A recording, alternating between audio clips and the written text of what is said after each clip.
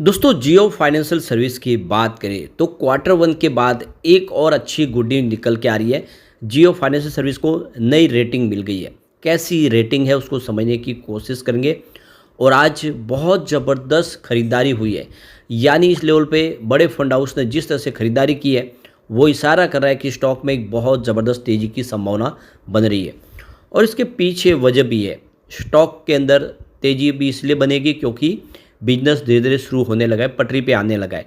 अभी बहुत सारे अप्रूवल बाकी है जो कंपनी को मिलने हैं। अलग अलग अथॉरिटी के पास से उनको अप्रूवल लेने बिजनेस को लेकर बहुत सारी रणनीति तैयार हो चुकी है।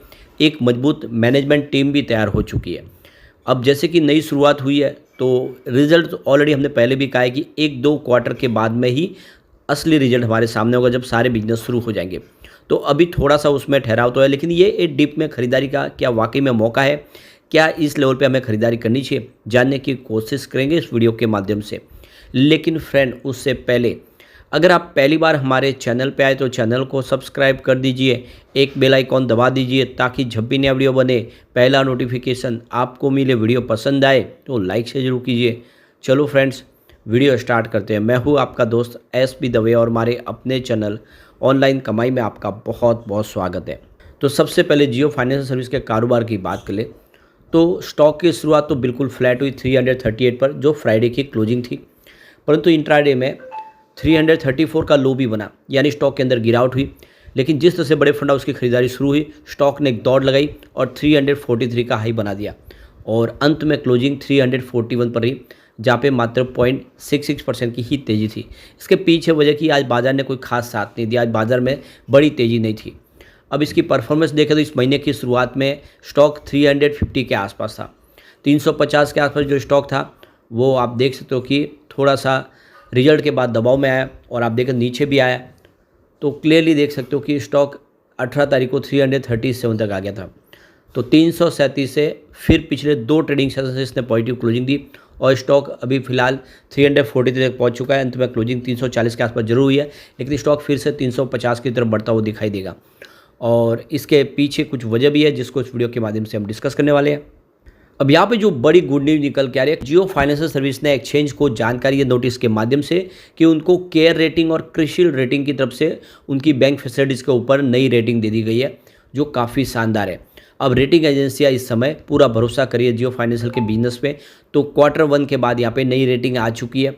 तो दोनों रेटिंग एजेंसियों की रेटिंग आई है। इसमें आप देखें तो लॉन्ग टर्म और शॉर्ट टर्म बैंक फैसिलिटीज़ के ऊपर केयर की तरफ से जो रेटिंग दी गई है, उसमें आप देखें तो केयर की तरफ से केयर A- स्टेबल की रेटिंग दी गई है लॉन्ग टर्म, और शॉर्ट टर्म के लिए केयर A+ की रेटिंग दी गई है। दूसरी तरफ अगर हम क्रिशिल की बात करें तो क्रिशिल ने यहाँ पे AAA की रेटिंग दी है और स्टेबल आउटलुक रखा है। अब यहाँ पे कमर्शियल पेपर के ऊपर देखें तो जो केयर की तरफ से जो रेटिंग निकल कर आई है वो A+ की रेटिंग है, और क्रिशिल ने भी कमर्शियल पेपर के ऊपर A+ की ही रेटिंग दी है। तो A1+ की रेटिंग निकली है, काफ़ी शानदार रेटिंग है। इसके अलावा नॉन कन्वर्टेबल डिबेंचर्स बॉन्ड्स के ऊपर देखें तो केयर की तरफ से AAA- की रेटिंग है और स्टेबल आउटलुक है।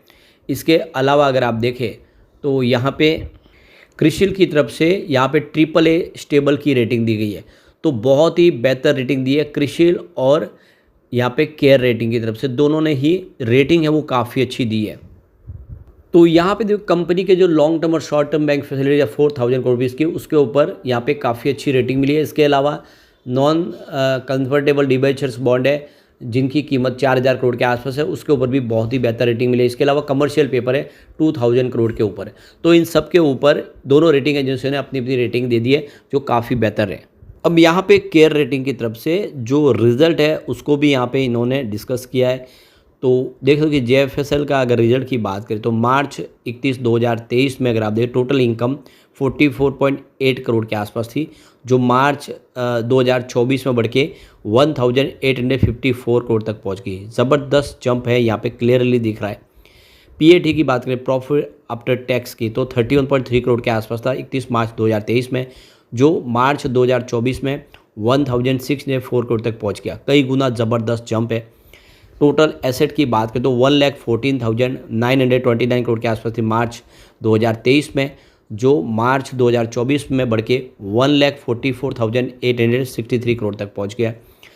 अब यहाँ पे देख सकते हो कि ROTA की बात करें तो यहाँ पे 31 मार्च 2023 में NA था, लेकिन इस बार 1.24% के आसपास है। और ROW की बात करें तो आप देखें तो मार्च 2023 में नहीं था, लेकिन इस बार 1.27% है। ओवरऑल अगर आप देखें तो प्रदर्शन काफ़ी अच्छा है और रेटिंग एजेंसियाँ काफ़ी खुश है इसके प्रदर्शन से। अब यहाँ पे देखो कि जियो फाइनेंशियल सर्विस को लेकर KR चौकसी की तरफ से अगर आप देखें तो इस स्टॉक के अंदर अब संभावना पॉजिटिव दिख रही है। उनके हिसाब से देखें तो अभी एक संभावना आगे बहुत सारी पॉजिटिव बनती हुई दिखाई देगी, क्योंकि धीरे धीरे अलग अलग रेगुलेटरीज की तरफ से अप्रूवल मिलेंगे। इसके अलावा देखें तो बिजनेस पटरी पे आना शुरू हुआ है, मैनेजमेंट टीम तैयार हो चुकी है। ऐसे में जियो फाइनेंशियल के लिए आने वाला जो रास्ता है वो काफ़ी ज़्यादा आसान होता हुआ दिखाई देगा और तेज़ी से इसकी प्राइस भी बढ़ती हुई दिखाई देगी। तो कुल मिला के जो ब्रोकेज हाउस है उनका कहना है कि ये डिप में ख़रीदारी का अच्छा मौका है, क्योंकि आने वाले समय इस स्टॉक के अंदर एक ज़बरदस्त तेज़ी आने वाली है, क्योंकि जो बिजनेस है वो धीरे धीरे आते हुए दिखाई देंगे और उसका असर भी आने वाले क्वार्टर में देखने को मिलेगा। अब कुछ डील हुई है, उन डील की तरफ चलते तो सुबह 10:36 पर 341 की प्राइस से 2,74,000 शेयरों की एक बिकवाली हुई। तो फिर 10:37 पर 341 की प्राइस से 1,15,000 शेयरों की एक बिकवाली और हुई। फिर 12:03 पर 339 की प्राइस से 4,40,000 शेयरों की एक बड़ी बिकवाली हुई। यानी सुबह सुबह जम के बिकवाली हुई, लेकिन उसके बाद सडनली 1:30 बजे के बाद ज़बरदस्त खरीदारी हुई है। तो 1:31 पर 337 की प्राइस से यहाँ पे देख सकते हो कि करीब 8,81,000 शेयरों की बम्पर खरीदारी हुई।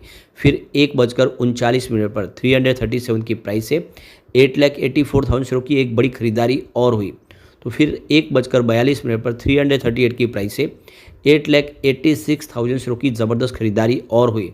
तो फिर 1:46 पर 338 की प्राइस से 8,88,000 शेयरों की एक शानदार खरीदारी और हुई। तो ये जो 4 बड़ी डील हुई उसमें क्लियरली आप देख सकते हो करीब यहाँ पे आपको 33 से 34 लाख के बड़े शेयरों की खरीदारी होती हुई दिखाई देगी। यानी किसी ने भारी भरकम किसी बड़े फंड हाउस ने खरीदारी की है और ये जो बड़ी डील है वो 4 इशारा करिए कि यहाँ पे एक ज़बरदस्त तेज़ी की संभावना बन सकती है। उसके बाद 2:13 पर 340 की प्राइस से 1,08,000 शेयरों की एक खरीदारी और हुई। तो काफ़ी अच्छी डील हुई है। सुबह सुबह जरूर बिकवाली हुई, लेकिन उसके बाद में शानदार खरीदारी हुई जिससे इसने पॉजिटिव क्लोजिंग दी है। अब यहाँ पे संभावना पॉजिटिव बन रही है। हमारे पास शेयर होल्डिंग पैटर्न भी आ चुका है जून महीने का। प्रमोटर की होल्डिंग यहाँ पे फिलहाल अनचेंज है 47.12% के आसपास, कोई भी गिरवी शेयर नहीं है। FI की बात करें उन्होंने यहाँ पे इसमें प्रॉफिट बुकिंग की है। दिसंबर में 19.83% की होल्डिंग थी, जो मार्च में घट के 19.45% हुई। फिलहाल जून में 17.55% की होल्डिंग हुई है। लेकिन फिर भी गौर करना चाहिए कि FI का बहुत भारी निवेश है इस स्टॉक के अंदर। 17.5% की होल्डिंग होना बड़ी बात हो जाती है। DI की बात करें उनकी 12.95% की होल्डिंग थी दिसंबर में, मार्च में घट के 12.50% हुई। फिलहाल 11.78% की होल्डिंग है। तो DI का निवेश भी घटा, लेकिन अभी भी बहुत अच्छा निवेश है। यहाँ पे म्यूचुअल फंड की भी होल्डिंग कुछ कम हुई है, 4.91% की होल्डिंग थी दिसंबर में, जो मार्च में घट के 4.74% हुई। फिलहाल 4.04% की होल्डिंग है। अब होल्डिंग बढ़ी तो वो है जनरल पब्लिक की, 20.10% की होल्डिंग थी दिसंबर में, मार्च में 20.93% हुई। फिलहाल 23.54% की होल्डिंग है। यहाँ पे क्लियरली देख सकते हो कि बाजार बहुत ज़बरदस्त दौड़ चुका है, लेकिन अभी भी जियो फाइनेंशियल शेयर काफ़ी नीचे, अपनी ऊपरी प्राइस 394 से काफ़ी ज़्यादा डिस्काउंट में मिल रहा है। ऐसे में लॉन्ग टर्म इन्वेस्टर के लिए काफ़ी अच्छा मौका है डिप में खरीदारी करना। इसमें आपको करना चाहिए, आने वाले समय ये आपको ज़बरदस्त रिटर्न दे सकता है। लेकिन फ्रेंड, कोई भी इन्वेस्टमेंट करने से पहले अपने फाइनेंशियल एडवाइजर से बड़ा ले ले या अपना खुद का रिसर्च करें, क्योंकि मैंने वीडियो आपके एजुकेशनल पर्पज़ के लिए ही बनाया। वीडियो पसंद आए तो लाइक शेयर जरूर कीजिए और चैनल को सब्सक्राइब कर दीजिए। Thank you friends.